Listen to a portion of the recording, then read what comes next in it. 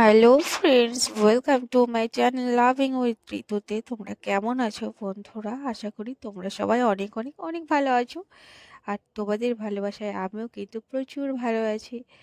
তো তোমরা অনেকেই বলছিলে, বৌদি অনেক দিন তুমি আফটার বাথিং ব্লগ কিন্তু আমাদের সাথে শেয়ার করো না। তো আমি ভাবলাম যে এই বাড়িতে চলে এসেছি, কিন্তু প্রচুর সমস্যা, মানে বাথিং করাটাই এত বড় সমস্যা হয়ে যাচ্ছে। তারপরে আর আফটার বাথিং ভ্লগ তোমাদের সাথে কি করে শেয়ার করব বলো? তো যাই হোক না কেন, আজকে একটু মানে কাজকর্ম করতে অনেক লেট হয়ে গেছিলো। আর এখানে মানে আমার আগের বাড়িতে যেমন মোটরের জল ছিল, মোটর পটর সব মানে জলের একদম ব্যবস্থা ছিল, তো এখানে না সেরকম কোনো ব্যবস্থা নেই, জানো তো। মানে অতি কষ্টে বলতে পারো আমার দিন কাটছে।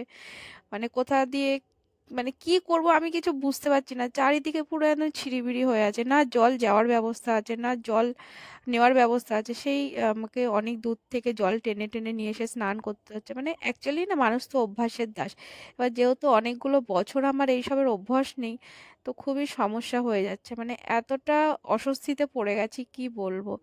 তো যাই হোক না, কারণ এখানে টাইম কলের জল এসেছিলো সন্ধ্যার সময়। তো আগে মানে কি বলতো, বাড়িতে আমার বাড়িটা একটু আউটসাইডে, কিন্তু স্নান টান দেখেছো যে আমার একটা খুব সুন্দর কলপাড় ছিল বড় সড়ো, যেখানে আমি খুব রিল্যাক্সে স্নান করতাম।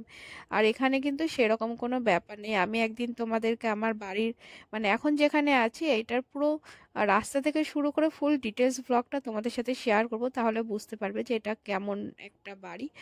তো এখানে না চারিদিকে শুধু সমস্যা সমস্যা আর সমস্যা। এমনি হ্যাঁ, থাকা খাওয়ার কোনো সমস্যা নেই, মানে এই ঘরে থাকতে কিন্তু আমার বিন্দুমাত্র সমস্যা হচ্ছে না। তার কারণ ছোটবেলা থেকে কিন্তু এরকম ঘরে থেকেই আমি বড় হয়েছি। যেহেতু আমি আমার দিদা আমার মাসিদের কাছে বড় হয়েছি, তো আমার মামার বাড়ি কিন্তু এরকমই ছিল। হ্যাঁ, সময়ের সাথে সাথে সব কিছু চেঞ্জ হয়।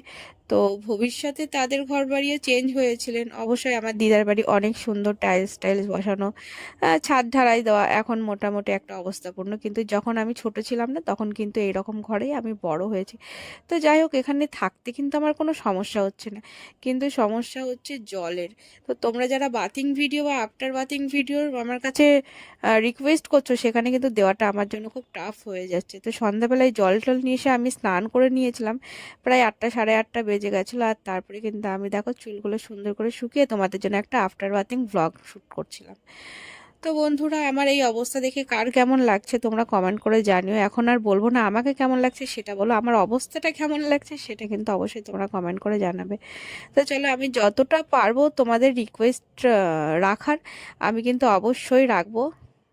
যদি কোনো ভুল হয়ে থাকে তো প্লিজ সরি।